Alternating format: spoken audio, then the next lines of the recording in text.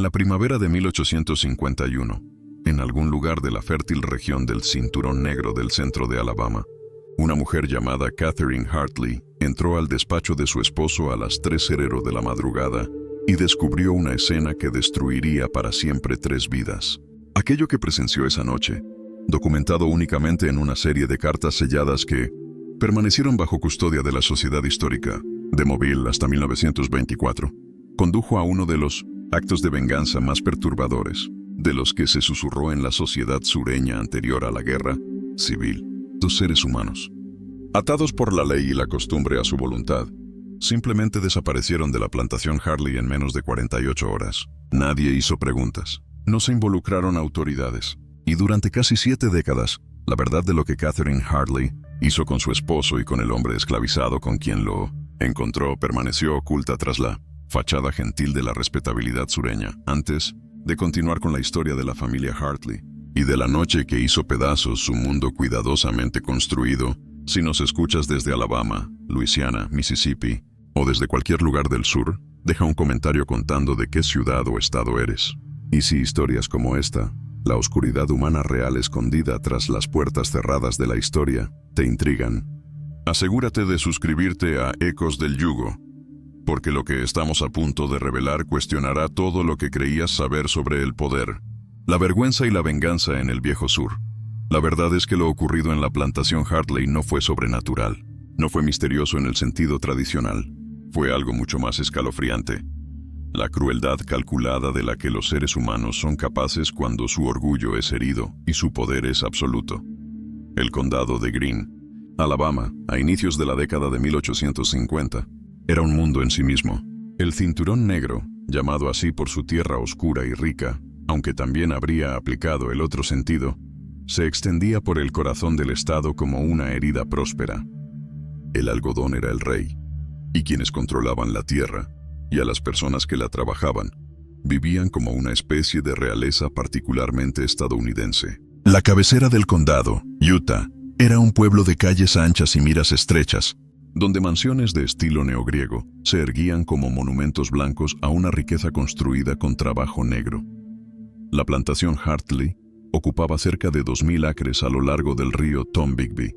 Su casa principal era un testimonio del ascenso de la familia desde modestos orígenes en Carolina hasta la aristocracia de Alabama. Thomas Hartley había comprado la tierra en 1834, cuando Alabama aún era joven y hambrienta, y en 17 años la transformó en una de las propiedades más productivas de la región. 240 almas vivían y trabajaban en las tierras Hartley, hombres, mujeres y niños cuyos nombres aparecían en los libros contables como activos y no como personas, su valor calculado en dólares frente a columnas de producción de algodón y tasas de natalidad. La casa grande era una estructura de 2 pisos, de ladrillo pintado de blanco, con 6 columnas macizas que sostenían una galería en el segundo piso que rodeaba 3 lados del edificio. En el interior, las habitaciones estaban amuebladas con piezas traídas de Nueva Orleans y telas de lugares tan lejanos como Francia. Candelabros de cristal colgaban del doble salón.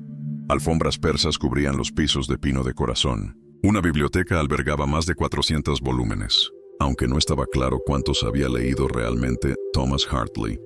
Catherine Wilmington. Hartley llegó a la plantación como novia en 1842, con 19 años, hija de un comerciante naviero de Charleston venido a menos.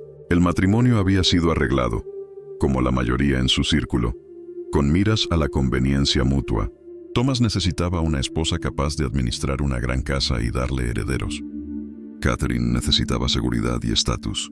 El amor, si se consideraba, se esperaba que surgiera después, un subproducto agradable de la cercanía y los intereses compartidos.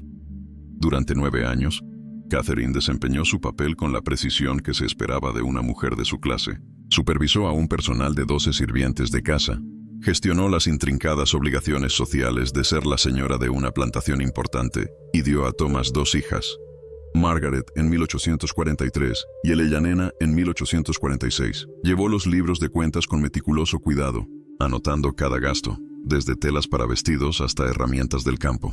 Planificó cenas de 5 horas y 7 platos. Sonrió a su esposo a través de mesas iluminadas por velas y jamás se quejó de la esencial soledad de su posición. Pero Catherine Hartley no era, como pretendía su educación en Charleston, un adorno. Era inteligente, observadora y, aunque jamás habría usado esa palabra, estaba enojada. Enojada por las limitaciones de su sexo, por su dependencia, por el modo en que funcionaba el poder en su mundo.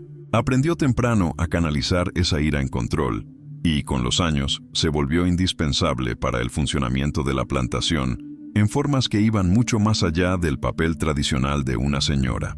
Conocía a cada persona esclavizada por nombre, edad y oficio. Comprendía la compleja red de relaciones familiares en los barracones.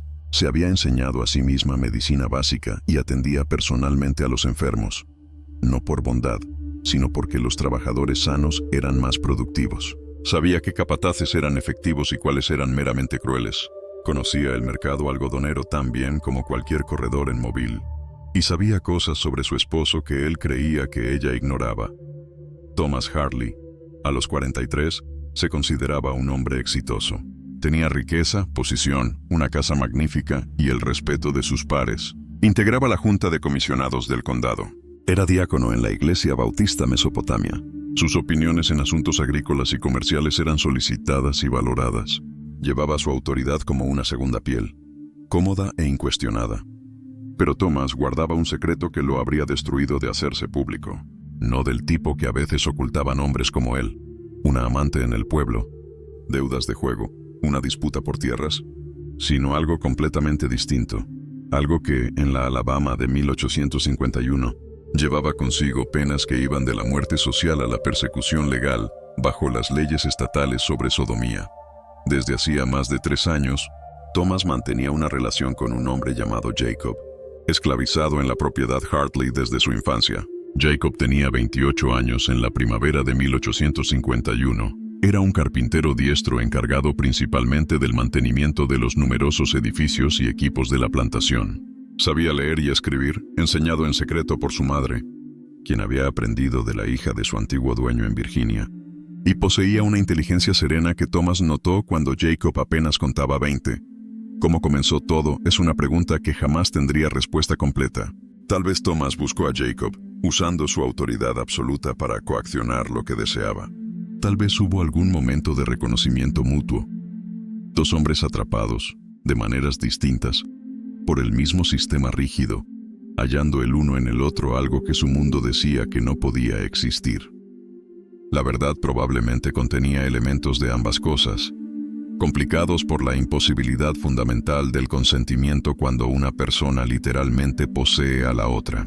Lo cierto es que, para 1851, se encontraban con regularidad en el despacho de Thomas, una habitación en la planta baja, al fondo de la casa, que se abría al jardín mediante puertas francesas.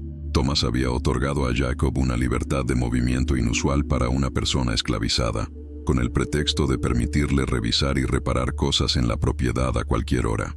Los demás lo sabían, por supuesto. En la cercanía de la vida en plantación era imposible ocultarlo todo, pero callaban. ¿Qué opción tenían? Catherine llevaba casi 1 año sospechando. No la verdad específica, pero sí algo. La forma en que Thomas miraba a Jacob a veces. La frecuencia con la que encontraba excusas para tenerlo cerca de la casa. Los obsequios, un abrigo mejor, una buena navaja. Privilegios que parecían excesivos incluso para un trabajador calificado. Pero sospecha no era certeza, y Catherine era una mujer que trataba con hechos. La noche del 6 de mayo de 1851 los hechos llegaron. Oh, evento sombrío. Catherine se había acostado a las 10:00, como era su costumbre. Thomas se quedó en su despacho, alegando papeleo pendiente. Eso también era normal. A menudo trabajaba hasta tarde, especialmente en época de siembra o cosecha. Catherine leyó durante 1 hora a la luz de la lámpara.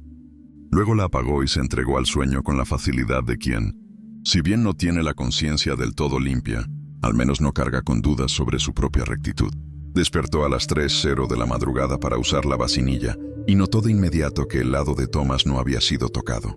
Tampoco era algo inédito. A veces se quedaba dormido en el escritorio o, si había bebido, en el diván del estudio. Pero algo hizo que Catherine se levantara, se pusiera una bata sobre el camisón y avanzara en silencio por el pasillo hacia las escaleras. La casa, a esa hora, era un estudio de contrastes.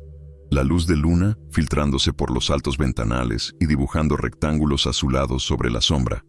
el tic del gran reloj de caja en el vestíbulo marcando el tiempo con indiferencia mecánica, el olor a ceniza de leña aún suspendido en el aire. Catherine se movía descalza, sus pies mudos sobre la madera pulida. Al descender, lo oyó, un sonido que, al principio, su mente se negó a interpretar correctamente. Voces bajas en el despacho, voces masculinas en un tono más íntimo que conversacional. Y luego un sonido inconfundible, un jadeo de placer que solo podía significar una cosa. Catherine quedó inmóvil en el último peldaño quizá durante 30 segundos, apretando el remate del pasamanos hasta poner blancos los nudillos. Más tarde, tratando de reconstruir ese instante, recordaría haber pensado con absoluta claridad: puedo darme la vuelta, puedo subir de nuevo, puedo no saberlo jamás con certeza, pero no era una mujer que pudiera vivir con la incertidumbre, no cuando la verdad estaba a 6 metros, tras una puerta cerrada. Cruzó el vestíbulo, puso la mano en el pomo del latón. Giró sin ruido. Thomas mantenía bisagras y cerraduras bien engrasadas, costumbre heredada de su padre. Empujó la hoja unos 15 centímetros, lo justo para ver. La lámpara del escritorio de Thomas estaba baja, y su luz dorada volvía a la escena casi pictórica, clásica, casi hermosa en su composición. Thomas, sentado en su sillón de cuero, la cabeza echada hacia atrás, los ojos cerrados. Jacob, de rodillas ante él, la piel oscura dorándose a la luz, las manos en las rodillas de Thomas. Lo que hacían era claro, innegable, imposible de interpretar de otra manera. Catherine observó quizá 15 segundos. Ninguno de los dos advirtió su presencia. Luego cerró la puerta con el mismo sigilo, cruzó el vestíbulo, subió, recorrió el pasillo hasta su cuarto. Cerró con llave. Se sentó en el borde de la cama y empezó, muy metódicamente, a planear. La rabia llegaría después, cuando el shock inicial se disipara. Crecería lentamente a lo largo de lo que quedaba de la noche, alimentada por la humillación y la traición, pero también por algo más oscuro, una sensación de violación profunda que tenía tanto que ver con el poder como con el matrimonio. Catherine había construido su vida entendiendo y aceptando su lugar en la jerarquía rígida del sur. Mujer subordinada a los hombres, pero superior a los esclavos. Esposa sujeta al marido, pero señora del hogar. Reglas absolutas, casi sagradas, fundamento mismo de su mundo. Lo que había presenciado las había hecho añicos. Su marido, que por ley y costumbre tenía autoridad sobre ella, se había envilecido con un hombre que por ley y costumbre era propiedad. La transgresión era doble, contra natura, según su sociedad, y contra el orden racial que sustentaba aquella forma de vida.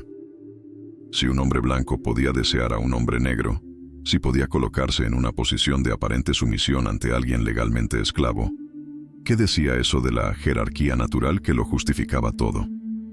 En lo personal, más doloroso aún, Catherine comprendió con claridad repentina que había sido reemplazada, no por otra mujer, algo común y, en su código, perdonable, sino por un hombre, y no por cualquier hombre, sino por uno esclavizado. Su esposo lo había elegido por encima de ella, arriesgándolo todo, reputación, posición, incluso la libertad, para estar con él. ¿Qué decía eso de ella? ¿De su matrimonio? ¿De sus hijas? ¿De la vida compartida? Para cuando el gris del alba asomó en las ventanas, Catherine había tomado su decisión. No sería fruto de la prisa ni de la pasión, aunque ambas estaban presentes, sino de la fría calculadora que siempre fue su mayor fuerza. ¿No confrontaría a Thomas? No haría una escena. No pediría divorcio. Aun si pudiera contenerse el escándalo, el divorcio la dejaría sin un centavo y sin poder, dependiente de un padre que ya no tenía nada que ofrecer. No lo expondría a la ley ni al juicio público. Haría otra cosa, algo que serviría a varios propósitos a la vez. Apartar la ofensa de su vista. Castigar a ambos hombres de un modo acorde, en su mente, con su falta. Y hacerlo tan discretamente que nadie sabría jamás la verdadera razón. Haría que ambos desaparecieran, por separado pero juntos en un destino que los destruiría mientras preservaba su propia posición. Sabía exactamente cómo hacerlo. La única pregunta era si tendría el valor o la crueldad para consumarlo. La institución de la esclavitud en el sur anterior a la guerra se edificaba sobre el principio del poder absoluto sobre otros seres humanos. Personas esclavizadas podían comprarse, venderse, intercambiarse, regalarse o legarse como cualquier otra propiedad. No tenían recurso legal, ni protección ante la separación familiar, ni voz sobre su destino. Ese era el sistema en el que Catherine había vivido siempre. el que aceptó sin cuestionar como natural y ordenado por Dios. Ahora lo usaría para ejecutar su venganza. La mañana del 7 de mayo transcurrió con absoluta normalidad. Catherine se vistió con su cuidado habitual, supervisó el desayuno, habló con sus hijas sobre las lecciones del día. Thomas apareció a las 8:00, quizá algo cansado, pero sin nada notable. Besó la mejilla de su esposa, preguntó por sus planes. Si sospechaba que ella había visto algo la noche anterior, no lo mostró. Catherine lo observó comer huevos y jamón, beber café, hojear el mobile register que llegaba por correo 2 veces por semana. Respondió con su mesurada cortesía, le sirvió una segunda taza, y tras el rostro compuesto, afinaba su plan, calculaba ángulos, anticipaba problemas. La clave era actuar rápido, antes de que la duda o la misericordia interfirieran. La clave era que todo pareciera un negocio rutinario. La clave era evitar que aquellos 2 hombres tuvieran oportunidad de hablarse, coordinar versiones, resistir. A las 9:30, Catherine se excusó del salón de la mañana y fue a buscar al capataz, un hombre llamado Rutledge que trabajaba para los Hartley desde hacía 6 años. Lo encontró cerca de los establos, conversando con 2 capataces sobre el trabajo del día. «Señor Rutledge», dijo Catherine con el tono de autoridad amable que había perfeccionado tras años de dirigir una gran casa. «Necesito que Jacob venga a la casa. Hay daños importantes en los marcos de las ventanas del salón este. Creo que tenemos termitas, y quiero que lo revise antes de que empeore». «Sí, señora», respondió él tocándose el sombrero. «Lo enviaré de inmediato. En realidad», agregó Catherine como si fuera un pensamiento repentino, «que venga por la entrada trasera. No quiero que ensucie los salones si el trabajo va a ser del lado este». 20 minutos después, Jacob llegó a la puerta trasera con su caja de herramientas. Era un hombre alto, delgado, fuerte por años de trabajo físico, con unos ojos inteligentes entrenados para no delatar nada. Nacido en la propiedad Hartley, hijo de una mujer llamada Rachel que trabajaba en los huertos domésticos. Su padre había sido vendido antes de que Jacob pudiera recordarlo. Una historia demasiado común. Había aprendido el oficio de carpintero con un hombre mayor, también esclavizado, ya fallecido.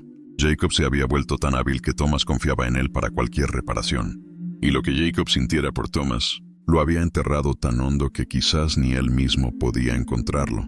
Sobrevivir significaba aceptar realidades, tomar cualquier pequeña ventaja y no permitirse pensar demasiado en la libertad ni en elegir a quien amar sin la sombra de la propiedad encima. Catherine lo recibió ella misma, algo inusual. Por lo general, eso quedaba en manos de la ama de llaves. «Jacob», dijo, con voz perfectamente cordial, «ha habido un cambio de planes. Necesito que lleves un mensaje al señor Turnbull en Utah. Es sobre unos muebles que encargué. Debería haber enviado aviso, pero no he recibido nada, y quiero comprobar el estado del pedido». Jacob vaciló un segundo. Llevar mensajes al pueblo no era parte de sus funciones habituales, pero no estaba en posición de cuestionar a la señora. «Sí, señora», respondió. «El carro te espera en la entrada», continuó Catherine.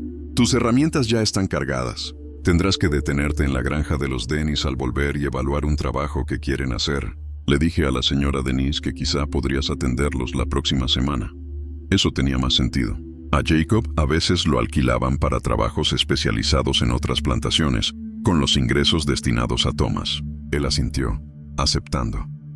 Lo que Jacob no sabía era que el conductor no era nadie de la plantación, sino un hombre llamado Pierce, contratado 3 días antes, pagado con instrucciones concretas. No sabía que la carta que llevaba estaba sellada y dirigida a un agente de comercio de personas esclavizadas. No sabía que, una vez que el carro saliera de Hartley, jamás regresaría. Catherine observó el carro alejarse. Jacob sentado junto a Pierce, el sol de la mañana haciendo vibrar el polvo del camino. No sintió nada, ni culpa, ni duda, ni compasión, solo la satisfacción fría de cumplir la primera parte del plan. Ahora faltaba la segunda. Esperó a que Thomas se dirigiera a los campos en su inspección matutina, rutina confiable. Entonces volvió a la casa y fue directo al despacho. Cerró con llave, abrió el escritorio y sacó el libro mayor donde Thomas llevaba el registro de las personas esclavizadas en la plantación. Localizó la página de Jacob, 28 años, carpintero sano, valorado en $1,200, nacido en la propiedad. Madre Rachel, fallecida 1847. Padre no registrado. Y debajo, en letra de Thomas, no vender. Esencial para operaciones. Catherine tomó la pluma, mojándola en tinta. 3 trazos firmes. Tachó esa frase. En su lugar escribió: vendido a Turnbull Asociados, Utah, 7 de mayo de 1851, 1200. La imitación de la letra era perfecta. 9 años llevando libros le habían enseñado cada curva y trazo de su marido. Mientras tanto, en el pueblo de Utah se realizaba una transacción común. Pierce entregaba a Jacob al comerciante, con una carta falsificada que explicaba la urgencia de la venta. Pago en efectivo, ordenado, rutinario Turnbull, un hombre de ojos afilados tras 15 años de comprar y vender vidas humanas, evaluó a Jacob como a ganado: dientes, manos, salud, habilidades. Jacob respondió casi sin voz. Intentó alegar un error. Mr. Hartley me necesita, no me vendería. Turnbull había oído esa súplica 1000 veces. Todos creen que son especiales, decía. Sin embargo, todos son mercancía. Jacob fue encadenado en un cuarto oscuro junto a otras 3 personas. Solo entonces empezó a entender. En un viaje, sin aviso, había perdido su vida tal como la conocía. Pero aún no sabía lo peor. Esa misma tarde, de vuelta en la plantación, Catherine esperó el momento exacto. Hasta que Thomas volviera, se cambiara, se sentara a cenar con sus hijas. Entonces, mientras servían el primer plato: Thomas, resolví un asunto por ti hoy, dijo como quien comenta el clima. Te has visto tan ocupado con la siembra, y sé que las reservas de efectivo te preocupaban. Vendí a Jacob a Turnbull en el pueblo. Obtuve 1200, pago completo. El dinero está en tu escritorio. Serán útiles para pagar las semillas que compramos a crédito. A Thomas se le cayó la cuchara. La sangre se le fue del rostro. ¿Qué? ¿Qué hiciste?, logró decir. Lo vendí, repitió Catherine mirándolo sin pestañear. Dijiste que debíamos liquidar activos. Él era valioso. Tenemos otros carpinteros que pueden ocupar su lugar. Thomas se levantó tan bruscamente que la silla cayó. No tenías derecho. La voz le temblaba. Yo no autoricé nada. Soy tu esposa, respondió ella con calma de hielo. Administradora del hogar, incluidas las cuentas. Tienes mi firma en múltiples transacciones. Todo es legal. Si deseas ir tras él, adelante. El barco partió hace 2 horas rumbo a Mobile. Puedes cabalgar a ver si lo encuentras antes de que lo revendan. Solo tendrás que explicar por qué ese esclavo te resulta tan irreemplazable. Silencio, denso como plomo. Thomas comprendió. Ella sabía. Discúlpenme, dijo él ahogado. No me siento bien. Se marchó. Catherine miró a sus hijas y sonrió. Papá está cansado.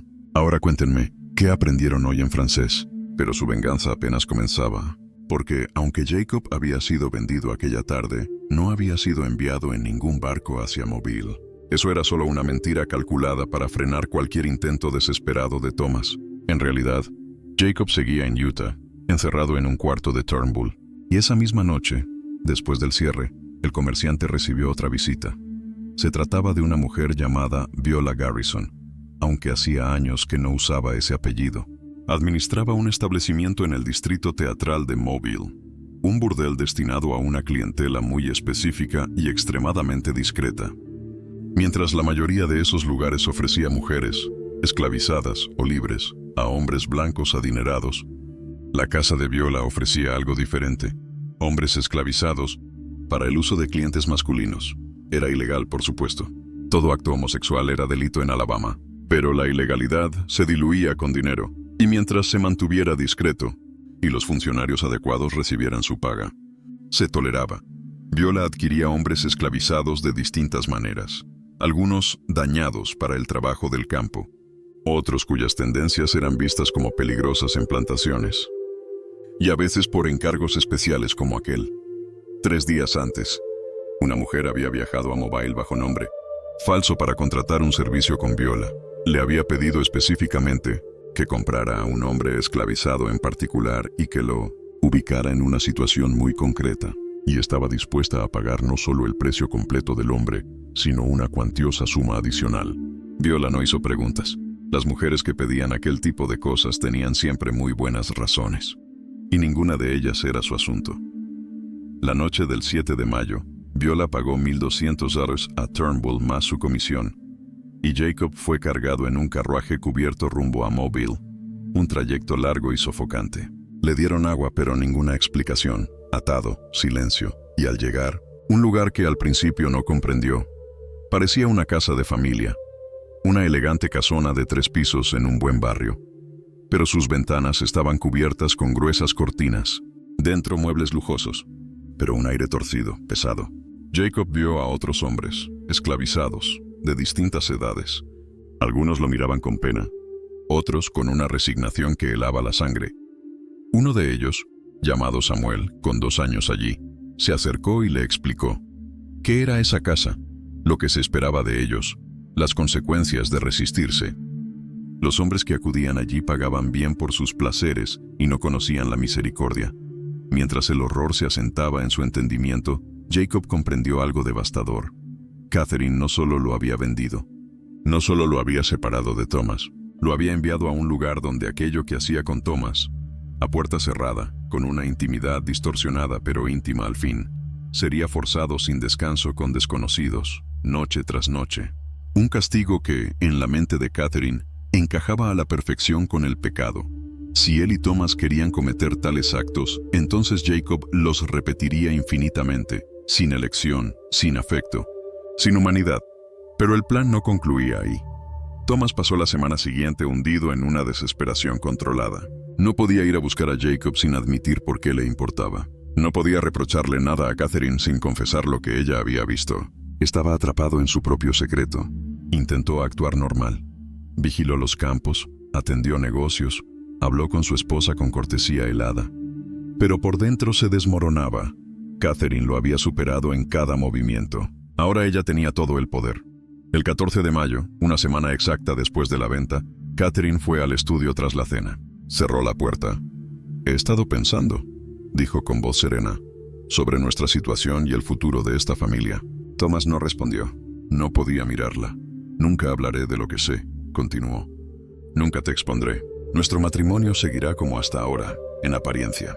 Nadie necesita saber que algo ha cambiado. Tú cumplirás tu deber de esposo y padre. Yo cumpliré el mío, Thomas», apenas audible. «¿Dónde?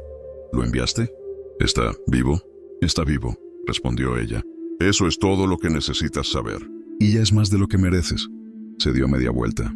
En la puerta añadió: «He decidido que necesitamos un capataz con más experiencia. El señor Rutledge será reemplazado. Llega mañana. Se llama Pierce.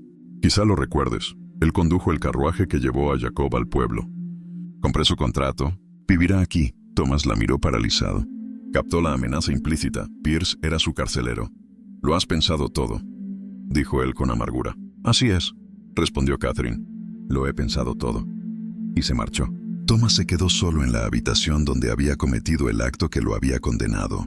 Y por primera vez en su vida adulta, lloró. Pero incluso en su derrota, no estaba listo para rendirse.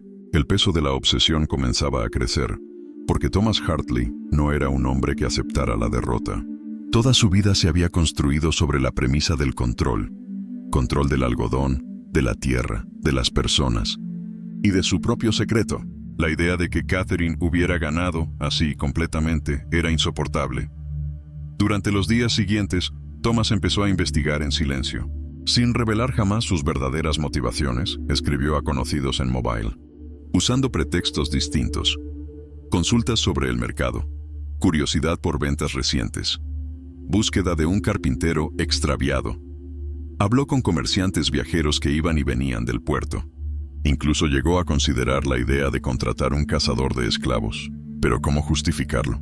Para recuperar a un solo hombre, sin explicación coherente, imposible. Lo que buscaba, aunque ni él mismo pudiera admitirlo en voz alta, no era solo a Jacob. Era recuperar su dominio sobre una vida que se le estaba escapando de las manos. A finales de mayo, había logrado reunir suficientes fragmentos de información. Jacob había sido comprado por una mujer llamada Viola Garrison en Mobile. Ella dirigía un establecimiento privado en Front Street. Tenía la dirección y esa dirección ardía como un cuchillo en su mente. El 2 de junio de 1851, Thomas informó a Catherine que debía viajar por negocios durante varios días. Catherine lo observó partir con una mirada inmutable. Por supuesto que sabía a dónde iba. Ella había contado exactamente con este movimiento, porque, sobre todo lo demás, quería que él lo viera.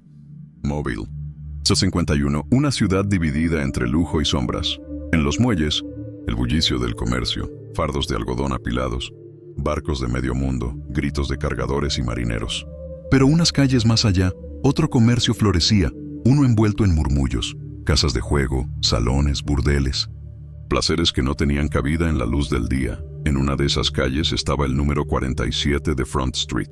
Un edificio de ladrillo rojo, persianas negras, una placa discreta. The Garrison House. Desde fuera, parecía una pensión respetable. Nada alertaba del infierno que escondía tras su fachada decorosa. Thomas llegó al anochecer del 11 de junio tras una ruta larga y silenciosa. Carruaje hasta Demópolis, caballo alquilado hasta Mobile. Registro en un hotel con nombre falso, John Thompson.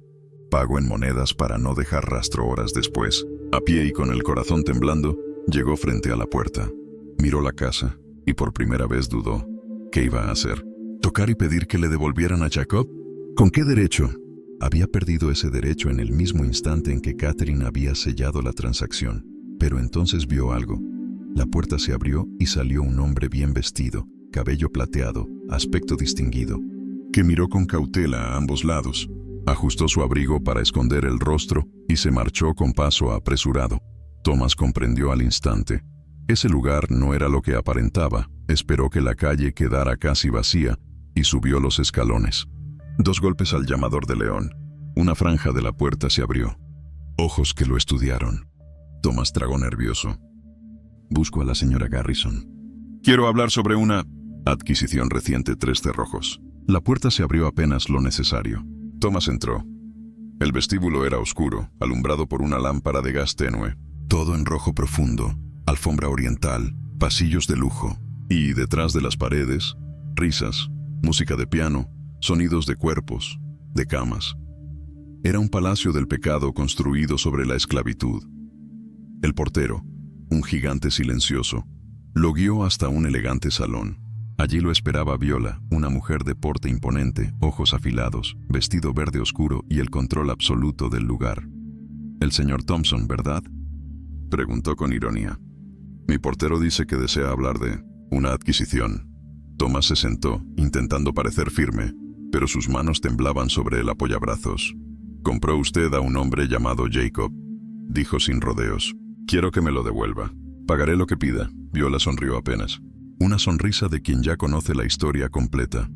«Señor Hartley», corrigió ella, «ese hombre no está a la venta. Todo tiene un precio», insistió él. «Le daré el triple». «No comprende», respondió Viola, abriendo un libro. Su esposa pagó por algo mucho más sólido que una venta. Pagó por un destino. Thomas sintió que su corazón se detenía. Viola se inclinó hacia él. «Pero si desea verlo». «Solo observar. Puedo concederle 10 minutos». Cada fibra del cuerpo de Thomas suplicaba huir, pero su obsesión gritaba más fuerte. «Muéstremelo», susurró. La puerta se cerró con llave tras él. Lo que iba a presenciar lo destruiría para siempre. El portero lo condujo por un pasillo alfombrado que amortiguaba cada paso. Subieron una escalera y caminaron por un corredor lleno de puertas cerradas. Tras esas puertas, Thomas escuchaba murmullos, jadeos, el rechinar rítmico de camas. Señales de que allí dentro se estaba comerciando con cuerpos y silencios. El hombre se detuvo frente a una puerta casi al final del pasillo. Abrió con una llave grande y señaló el interior. «Entre, 10 minutos». Ni un sonido, ni un movimiento. Si intenta comunicarse con él, lo sacaré a la fuerza. ¿Entendido?». Thomas asintió, incapaz de hablar. El cuarto era minúsculo, apenas más grande que un armario. Una banqueta, una pared lisa. Y en la pared opuesta, una especie de panel corredizo. El portero lo abrió, y apareció una ventana de vidrio grueso, un vidrio diseñado para ver sin ser visto. Al otro lado había una habitación lujosamente decorada, cortinas de terciopelo rojo, cama con dosel y almohadas en exceso, luz ámbar que parecía convertirlo todo en un cuadro decadente. Había 2 personas en la habitación, un hombre blanco, de unos 50 años, de cuerpo fofo, sentado en la cama, desabrochándose los zapatos, y Jacob de pie, torso desnudo, solo un pantalón ligero. Más delgado, más rígido. Su postura, una mezcla de cansancio y resignación absoluta. Thomas se acercó al vidrio y contuvo un sollozo. Los ojos de Jacob, los mismos ojos inteligentes que Thomas solía iluminar con una pregunta o una caricia clandestina, ya no brillaban. Estaban vacíos, muertos en vida. El cliente murmuró algo que Thomas no pudo oír. Jacob se acercó a la cama sin titubear, moviéndose como quien cumple un deber aprendido con violencia. Entonces comenzó. Y Thomas sintió náuseas. No era sexo, no era pasión prohibida, no era ni siquiera pecado. Era trabajo. Trabajo de un esclavo que no pertenece ni a sí mismo. Trabajo que degrada, que destruye lo humano. Trabajo que convierte un cuerpo en un objeto. Jacob obedecía con precisión de máquina. Manos que ya no elegían a quién tocar. Labios que trabajaban para evitar golpes. Un cuerpo que aprendió a separarse de sí mismo para no sentir. Y todo lo que Thomas había creído especial, cada roce que él había interpretado como conexión, estaba ahora reducido a una mercancía para cualquiera que tuviera dinero. Eso era la venganza de Catherine. No bastaba con destruir el presente. Ella quería destruir el recuerdo. Quería que Thomas entendiera que nunca hubo nada exclusivo, ni único, ni suyo. Quería que él viera. Thomas apoyó la frente en el vidrio, incapaz de respirar. Quería gritar, romperlo todo, arrancar a Jacob de allí, pero sabía que no podía, porque liberar a Jacob significaba confesar, y confesar significaba prisión, y ruina, y la muerte social de sus hijas, y la destrucción absoluta de su apellido. Catherine lo había encadenado con su propio miedo. El portero abrió la puerta. «Se acabó el tiempo», dijo sin emoción. Thomas retrocedió tambaleante. La escena desapareció cuando cerraron el panel, pero ya vivía en su mente, clavada como un hierro al rojo. En el salón, Viola lo observó regresar sin prisa, como quien ya ha presenciado esa caída antes. «Ahora ya lo comprende», dijo con serenidad gélida. «Su esposa quería que usted supiera». Thomas logró articular unas palabras. «¿Cómo lo saco de aquí? ¿Qué tengo que hacer?» Viola abrió su libro, señalando una página. «No hay nada que pueda hacer. Su esposa pagó por 20 años de servicio por adelantado. Hasta 1871 forma parte de mi casa. Y si sobrevive, será enviado a Beaumont Sugar Works, en Luisiana». Thomas sintió que el mundo se partía. Los ingenios azucareros eran campos de muerte. Viola añadió, con una frialdad casi quirúrgica, «Y si intenta interferir, cartas muy comprometedoras llegarán a la fiscalía, su pastor, los periódicos». Ella alzó las cejas. Su esposa ha sido meticulosa. Thomas ya no era un hombre.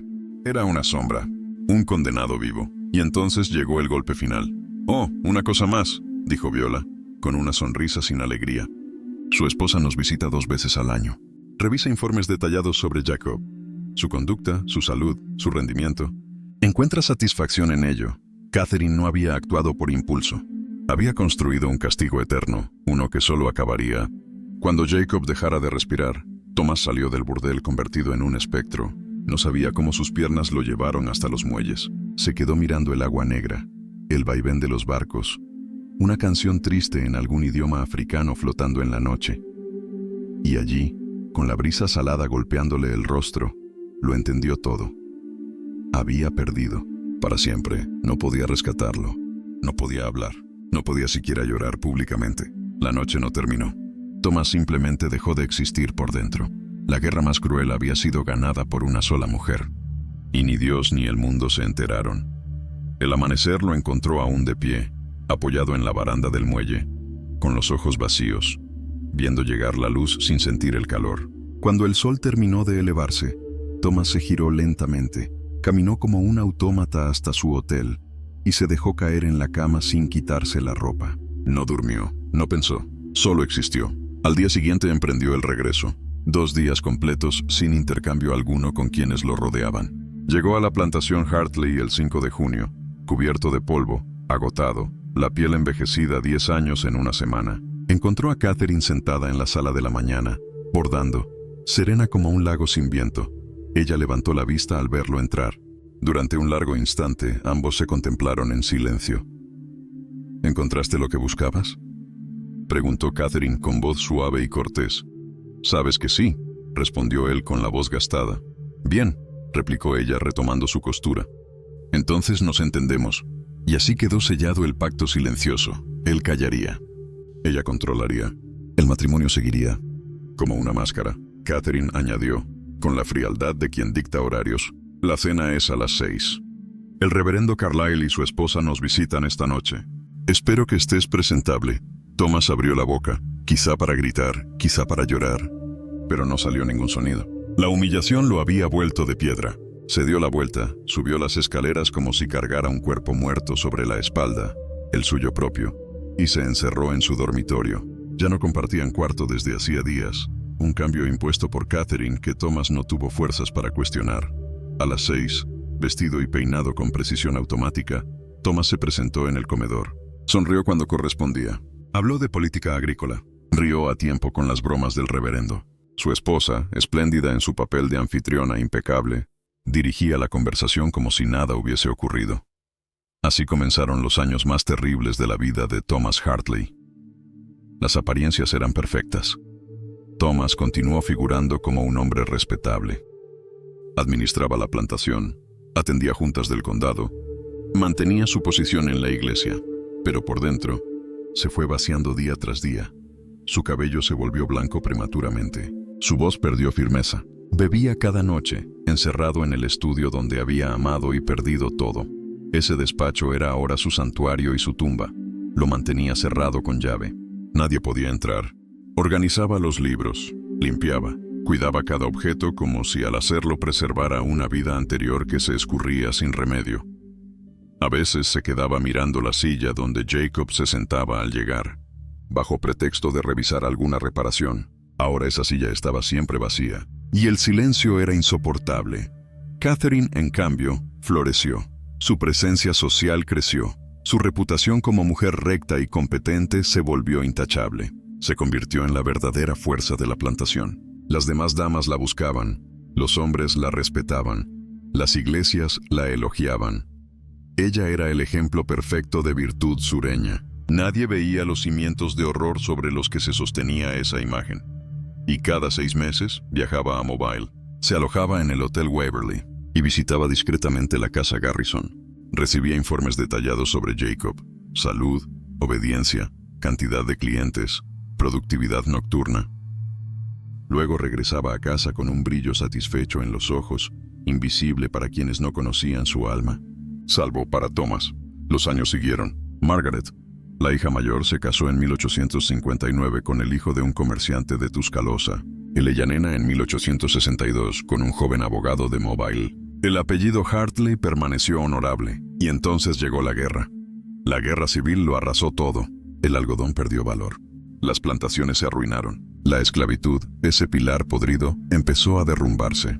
El ejército federal nunca pisó el condado de Greene, pero la economía colapsó igualmente. Tras la abolición en 1865, muchos de los antiguos esclavizados dejaron la plantación. Otros se quedaron por necesidad, trabajando por salarios irrisorios. El mundo que había permitido la existencia de Thomas se estaba extinguiendo, pero Thomas ya no pertenecía a ese mundo. No vivía en él desde aquella noche en el estudio. En 1863, a los 55 años, su corazón terminó lo que su mente había empezado. Dejó de luchar. El médico lo registró como falla cardíaca. Pero quienes lo habían visto apagarse sabían que había muerto mucho antes. Catherine asistió al funeral vestida de negro, con dignidad ejemplar. No derramó lágrimas, no tembló, solo mantuvo la espalda recta. La comunidad la vio como una viuda fuerte, no como una verdugo triunfante. Nadie sospechó jamás la verdad. Nadie habló de Jacob. Nadie habló del pecado ni del castigo. El secreto del 6 de mayo de 1851 quedó enterrado, junto con Thomas, pero la historia no murió. Solo estaba esperando ser desenterrada. Tras la muerte de Thomas, Catherine Hartley siguió viviendo como si nada se hubiera quebrado en su interior. Mantuvo el control total de la plantación durante la reconstrucción, adaptándose con la misma frialdad inteligente que había demostrado la noche de su venganza. Convirtió las tierras en fincas de aparcería, diversificó inversiones, se involucró en el naciente negocio del acero en Birmingham. La fortuna Hartley no solo sobrevivió, prosperó. Nunca volvió a casarse, nunca mostró interés por otro hombre. No sintió la necesidad. El amor no era una emoción que ella considerara útil. Viajó 2 veces al año a Mobile, como siempre. Nunca dejó de pedir informes sobre Jacob. Los leía lentamente, con la satisfacción paciente de quien alimenta un fuego para que nunca se extinga. Su vida pública fue una sucesión de honores. Reconocida por su labor caritativa, celebrada por su temple durante la guerra, respetada como matriarca de un apellido ilustre, murió en 1892, a los 70 años. Su funeral reunió a más de 200 personas. Fue despedida como una mujer ejemplar, pero esa no era, ni sería jamás, su verdadera historia. ¿Y Jacob? La historia oficial jamás pronunció su nombre. Su existencia fue borrada de los registros familiares, pero la historia real es devastadora. Jacob sobrevivió 6 años en la casa Garrison. 6 años de un trabajo que consumía su humanidad noche tras noche. 6 años aprendiendo a separar mente y cuerpo para no romperse. Solo encontró breves destellos de alivio en las conversaciones furtivas con otros hombres esclavizados allí, también atrapados, también reducidos a instrumentos de placer ajeno. Un entendimiento silencioso entre condenados. En 1857, cumplido el plazo pactado por Catherine, fue vendido a Beaumont Sugar Works, en las afueras de Nueva Orleans. Un intermediario gestionó la venta. Viola jamás trataba directamente con los ingenios azucareros. Decía que incluso para ella eran demasiado crueles. Y Jacob fue enviado encadenado, junto a otros 20 hombres, hacia la que sería la fase final de su tormento. Los campos de caña de azúcar eran un infierno en la tierra. Jornadas de 16 horas, hundidos en agua y fango, cortes constantes en la piel expuesta, máquinas que trituraban brazos si fallaba un movimiento, hornos hirvientes que abrasaban pulmones con vapor cáustico, hambre, enfermedad, agotamiento como moneda de cambio. Los dueños sabían que un hombre esclavizado en la caña no duraba mucho. Era más rentable exprimirlo hasta la muerte y reemplazarlo. Jacob sobrevivió 3 años en Beaumont. 3 años que hicieron que su tiempo en la casa Garrison pareciera casi soportable. En noviembre de 1860, con 37 años, Jacob murió. El registro anotó fiebre. Podía haberse tratado de cualquiera de las enfermedades que devoraban a los trabajadores de azúcar. Fue enterrado en una tumba anónima, sin marca, sin nombre, sin memoria, un hombre convertido en estadística, en cifra de producción. En nada nadie informó a Thomas. Todos los involucrados en su calvario estaban ocupados con sus propias guerras internas. Quizá, en un rincón de su mente atormentada, Thomas se aferrara al pensamiento de que Jacob seguía vivo. Quizá creía que algún día podría ser liberado, o huir, o ser rescatado por un milagro. Quizá su corazón no habría aguantado la verdad. Y así, 2 vidas quedaron destruidas. Una por vergüenza, otra por esclavitud. Pero el mundo siguió girando. Las plantaciones cambiaron de nombre. Las casas se vendieron. La historia trató de olvidar, intentó. Pero la verdad siempre encuentra una grieta por donde escapar. El silencio duró más de 70 años. En 1924, la vieja mansión Hartley, descuidada, vendida tras la muerte de Catherine y con la plantación fragmentada por las décadas, fue finalmente puesta en demolición. La casa, en ruinas, había dejado de ser símbolo de poder para convertirse en un esqueleto olvidado. Los trabajadores comenzaron a tumbar paredes habitación por habitación. Cuando llegaron al antiguo despacho de Thomas, el corazón oscuro de toda esta historia, un albañil encontró algo inesperado. Un hueco sellado dentro del muro. Lo abrió con un cincel y sacó una caja metálica, pintada de negro, acerada por el tiempo. Oxidada, el candado cedió con un golpe de palanca. Dentro había decenas de cartas atadas con un lazo, todas en la misma caligrafía elegante. Todas dirigidas a mi querida hermana Caroline. Estaban fechadas entre mayo de 1851 y agosto de 1854.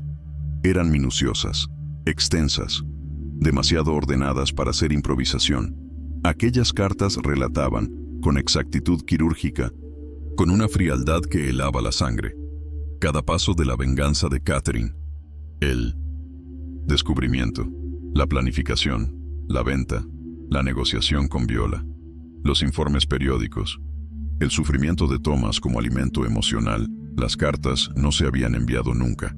Quizá Catherine escribió para desahogar su mente, quizá para dejar testimonio de su triunfo, pero finalmente prefirió ocultarlas. Las emparedó, las condenó al silencio. Y sin embargo, el silencio no fue eterno. El trabajador, sorprendido por el hallazgo y sin poder leer bien, llevó la caja a la Sociedad Histórica del Condado de Greene, esperando ganar algunos dólares. Allí, una secretaria jubilada llamada Dolores Fletcher dedicó horas a leerlas. Quedó estupefacta. Pidió una reunión urgente con la junta directiva de la sociedad, ancianos que conocían a los últimos descendientes de los Hartley. Tras un largo debate decidieron lo siguiente: Las cartas eran demasiado peligrosas para hacerse públicas. Había apellidos respetables aún vivos en la zona. No querían escándalos. No querían profanar mitos. Así que sellaron el archivo. Clasificación restringida. Acceso prohibido. Pero Dolores Fletcher, consciente del valor histórico del material, hizo una copia en secreto. La envió a su cuñada en Mobile, una bibliotecaria del archivo histórico de la ciudad, donde quedaron guardadas con un registro más formal, preservadas, catalogadas, pero aún selladas durante décadas. Solo se habló de ciertas cartas sobre una plantación, como un rumor entre historiadores. Pedían consulta y recibían negación. No fue hasta 1983, con todos los descendientes directos muertos y la sensibilidad social transformada, que la sociedad permitió su apertura. Cuando por fin se leyeron públicamente, el mundo académico quedó dividido entre horror, fascinación, indignación, debates morales interminables. Los detalles eran demasiado precisos para ser ficción, demasiado íntimos para provenir de otra mano que no fuera la de Catherine. Las cartas mostraron dos rostros de una misma mujer, la víctima, humillada por un marido que la necesitó solo como símbolo de estatus, encerrada en una jaula de expectativas sociales, condenada a sonreír y servir sin poder decidir, y la verdugo, usando la esclavitud como un arma de precisión, destruyendo vidas porque tenía derecho legal a hacerlo, encontrando placer en el sufrimiento de quienes la hirieron. La historia que emergió de los muros derrumbados no fue la historia de una heroína ni de una villana, sino la historia de la esclavitud misma, un sistema que distorsionaba el alma humana hasta convertir al oprimido en opresor, al dueño en prisionero, al amor en tortura. Jacob jamás tuvo voz. Las cartas de Catherine apenas lo mencionaban como herramienta, como objeto, como un medio para infligir dolor. Nunca sabremos qué pensaba, qué soñaba, qué sintió en la oscuridad de Mobile o entre la caña ardiente de Luisiana. Él fue la mayor víctima, pero también el mayor silencio. Y ahora, más de siglo y medio después, nos quedan estas páginas y una pregunta incómoda. ¿Cuántas historias así se escondieron en los cimientos de Estados Unidos?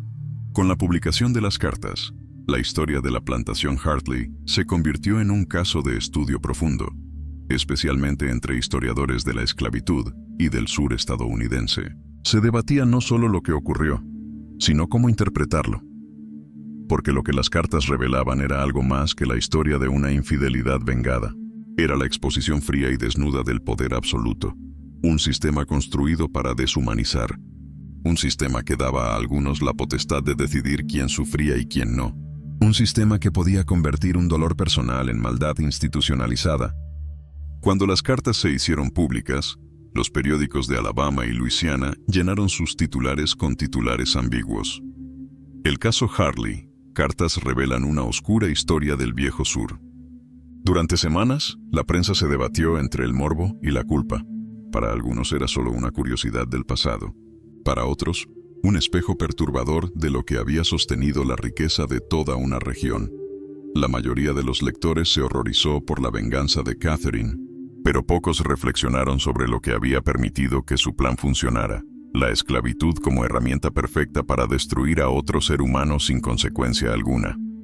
En las cartas no había remordimiento, ni una sola línea de arrepentimiento. Cada frase era una exhibición de poder cuidadosamente medida, un recordatorio de que en aquel tiempo, incluso el castigo podía envolverse en lenguaje de virtud. Las universidades del sur comenzaron a analizar el caso como un ejemplo del llamado feminismo perverso de las mujeres blancas de plantación. Aquellas que, limitadas por su género, usaban el único poder que el sistema les ofrecía, el dominio sobre los cuerpos negros. El nombre de Catherine Hartley se convirtió en tema de conferencias, ensayos y tesis. Se la retrataba no solo como una esposa herida, sino como un símbolo de cómo la esclavitud corrompía incluso la rebeldía. Sin embargo, entre todo ese análisis académico, la figura de Jacob volvió a desaparecer. Las discusiones se centraban en la psicología de Catherine, en la reputación del matrimonio Hartley, en la moral de la época. Jacob seguía siendo un fantasma, un cuerpo sin voz, usado en vida y olvidado en la memoria. Fue en 1985 cuando una joven historiadora afroamericana llamada Marian Lewis decidió buscarlo. Había leído cada página de las cartas y se obsesionó con el nombre que aparecía una y otra vez, casi siempre acompañado por un valor monetario. Jacob, 1200. Louis viajó a Mobile, recorrió archivos, actas de venta, registros parroquiales. Pasó semanas revisando microfilmes y libros de contabilidad amarillentos, hasta que encontró algo, un documento de Beaumont Sugar Works, fechado en diciembre de 1860. La línea era corta, casi ilegible, pero suficiente. Jacob, esclavizado, 37 años, fallecido, enterrado sin registro. Ese hallazgo cambió el curso de su investigación. Louis escribió un libro titulado Jacob, el precio del silencio, publicado en 1987, donde reconstruyó su vida a partir de fragmentos dispersos. Un nombre en una lista de trabajo, una nota médica, un recibo de compra. Su obra devolvió humanidad al hombre que Catherine había reducido a instrumento de venganza. El libro ganó premios, se estudió en universidades, pero lo más importante, dio rostro a Jacob. Louis describía su historia con compasión y sin romanticismo. Mostraba que, aún dentro del horror, Jacob había intentado preservar algo de sí mismo, su dignidad. En uno de los registros, ella encontró una nota escrita con letra torpe pero clara en el reverso de un papel de trabajo. Mi nombre es Jacob. Nací en la tierra Hartley. Si alguien encuentra esto, recuerde que fui un hombre. Nadie sabe cómo llegó esa nota al archivo, ni quién la guardó. Tal vez un capataz con remordimiento o un trabajador libre tras la guerra. Pero esa frase, solo esa, bastó para que Jacob dejara de ser una cifra. El impacto del libro provocó que la vieja historia reviviera una vez más. La Sociedad Histórica de Greene organizó una exposición titulada Los ecos del yugo, memorias ocultas del sur, donde las cartas de Catherine se mostraron junto a los documentos hallados por Louis. Por primera vez, la narrativa no giraba en torno a la esposa traicionada ni al marido humillado, sino a los ecos humanos que dejaron sus actos. Entre las piezas exhibidas estaba la fotografía del despacho restaurado, el lugar donde todo comenzó. Sobre la mesa, una réplica del libro mayor con la frase tachada, no vender, esencial para operaciones. Debajo, la palabra que Catherine escribió en su lugar, vendido. Y junto a esa palabra, en letras pequeñas grabadas en bronce, Jacob, recordado. El eco de una vida borrada regresaba, esta vez con nombre propio. Los visitantes salían en silencio. Algunos lloraban, otros, simplemente, permanecían frente a la vitrina sin poder apartar la mirada. Porque en esa historia, más allá del morbo y la tragedia, había una verdad que seguía doliendo. Que los cimientos de la civilización del sur no estaban hechos de algodón ni de mármol blanco, sino de huesos y memorias, y que por más que los siglos intenten cubrirlos de polvo, siempre habrá alguien que los escuche.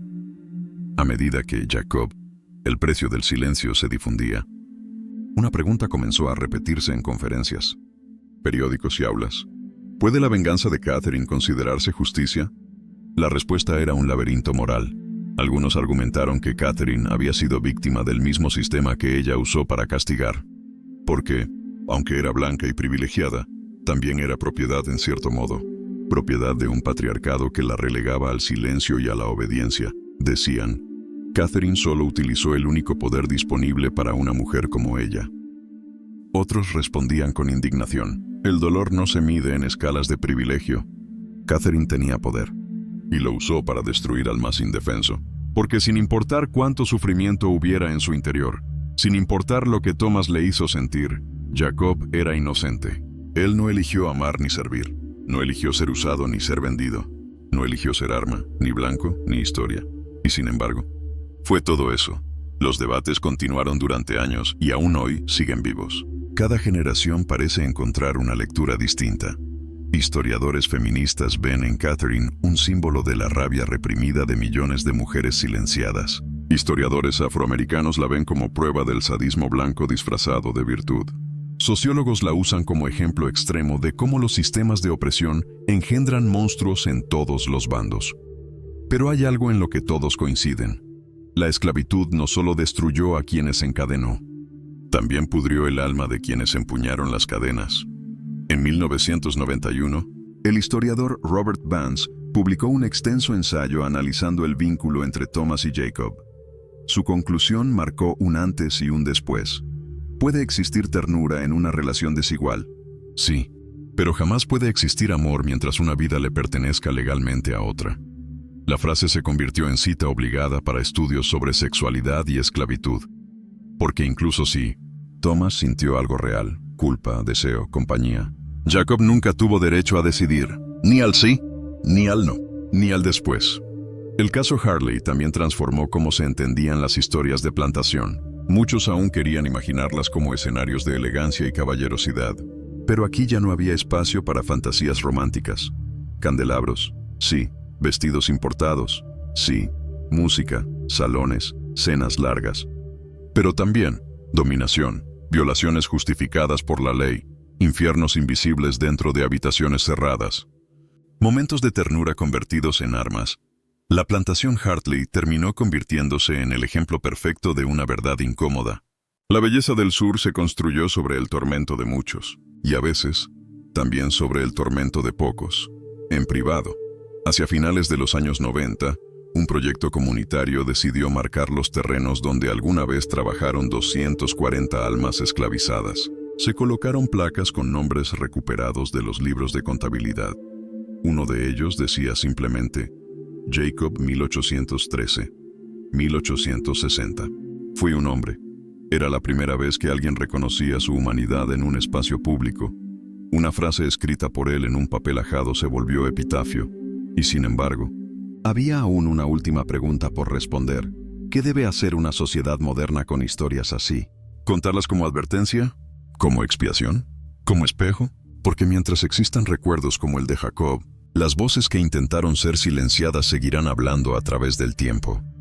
Incluso las voces que nunca pudieron pronunciar palabra. Con el paso del tiempo, la historia de Jacob, Thomas y Catherine comenzó a enseñarse en escuelas y universidades del sur, pero no como un simple relato macabro del pasado. Se convirtió en una lección necesaria.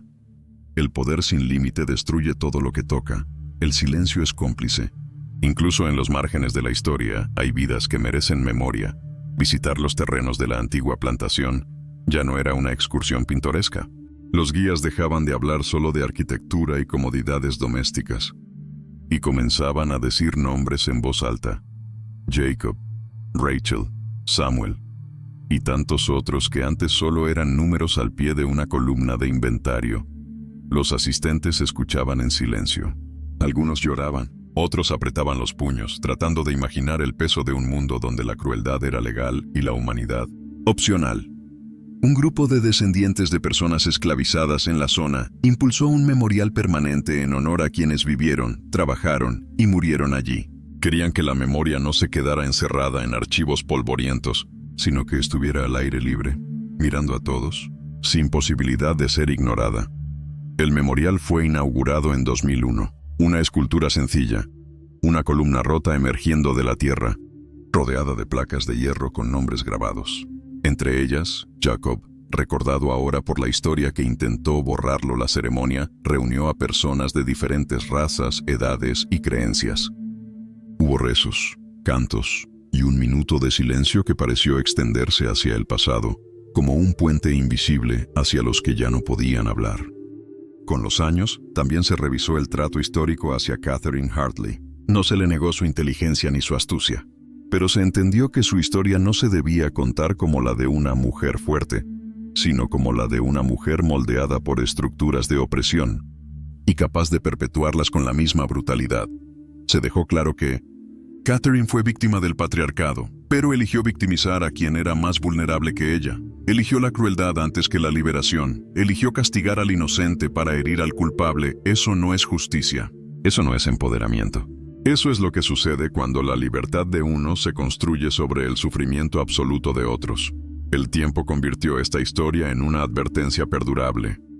No hay sistema de poder tan sólido que no pueda quebrar a todos en su interior. Thomas fue un hombre privilegiado, pero quedó aplastado por sus propias sombras. Catherine fue una mujer restringida, pero descubrió que la opresión también podía alimentar la crueldad. Y Jacob fue quien pagó la deuda de ambos. Con su cuerpo, con su vida, con su desaparición casi total de la memoria histórica.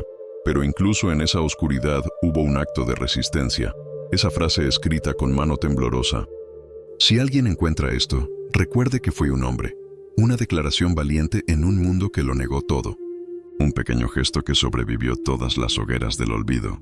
Su testimonio final se convirtió en un rugido que traspasó siglos, porque la historia, al final, sí escuchó. Y ahora, cuando la gente recorre ese memorial, ya no pregunta, ¿quiénes eran los Hartley? Ahora pregunta, ¿quién fue Jacob? ¿Y cuántos como él jamás serán encontrados? Hoy, cuando se habla del caso Hartley, no se hace para alimentar el morbo ni para crear una leyenda maldita del viejo sur. Se hace porque esta historia revela verdades incómodas que todavía resuenan.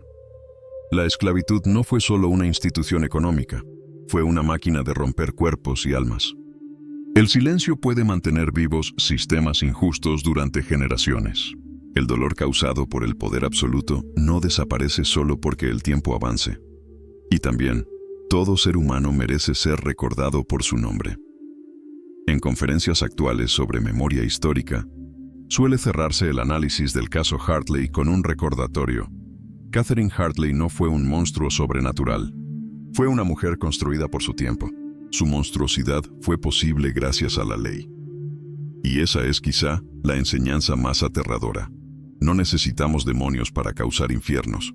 Basta con leyes injustas y personas dispuestas a seguirlas. El horror de esta historia no está solo en lo que Catherine hizo, sino en que el sistema lo permitió, lo facilitó y lo legitimó. Y Jacob nunca pidió ser parte de una tragedia. Nunca pidió ser un símbolo. Nunca pidió que su vida se redujera a una nota contable o a una carta ajena o a la venganza de una señora respetable. Jacob solo quería lo que todos queremos. Ser dueño de sí mismo. Ser visto como persona. Poder amar y elegir. Vivir sin cadenas, eso, que parece tan simple, fue lo que le fue negado. El memorial en su honor tiene una frase grabada en su centro, tomada de notas y testimonios recopilados por historiadores. Aquí recordamos vidas que la historia intentó borrar. Visitantes dejan flores. Otros dejan pequeñas herramientas de carpintero en miniatura, como homenaje al oficio que le dio identidad y propósito. A veces, alguien se arrodilla frente al nombre Jacob y susurra una oración por él y por todos los que nunca tuvieron quien los llorara. Al final, el legado de esta historia es claro. Recordar es resistir. Nombrar es devolver humanidad. Contar estas historias es una forma de justicia tardía.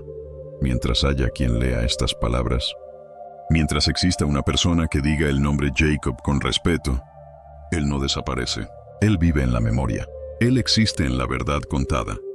Y ahora, después de recorrer esta historia tan dura como necesaria, queda una pregunta para ti. ¿Crees que la sociedad debe seguir excavando estos capítulos dolorosos del pasado para evitar que se repitan? ¿O hay heridas que algunos preferirían dejar enterradas? Comparte tu pensamiento. Cada opinión es un paso más hacia la memoria y la reflexión colectiva. Gracias por acompañarme hasta el final de este relato. Aquí estaremos para seguir escuchando los ecos de quienes la historia intentó silenciar.